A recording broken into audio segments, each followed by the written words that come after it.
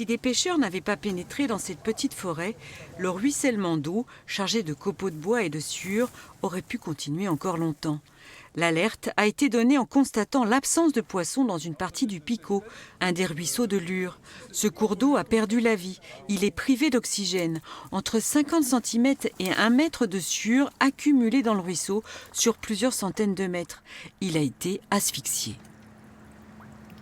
On voit beaucoup de copeaux de bois, de la sciure, et il y en a sur un linéaire relativement important. En aval de ce rejet, récemment, lors d'une pêche électrique réalisée par un bureau d'études, il a été trouvé 0 poisson.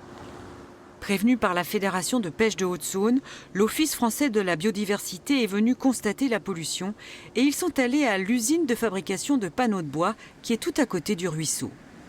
Nous avons fait le constat hier avec la police environnementale que ce rejet avait effectivement quelques fuites.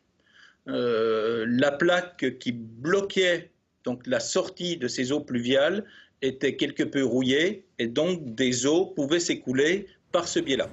En début de semaine, voilà ce qu'a filmé la Fédération. Aujourd'hui, l'eau polluée a arrêté de couler et l'entreprise a entrepris des travaux pour boucher la sortie défaillante.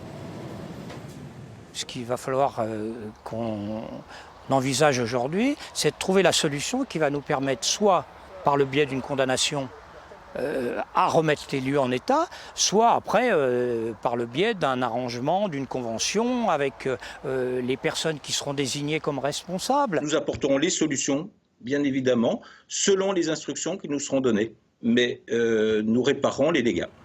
Déjà, le précédent propriétaire de l'usine, le groupe Ikea, avait réalisé des travaux en 2014 pour moderniser le site et restaurer un autre ruisseau endommagé par l'activité industrielle.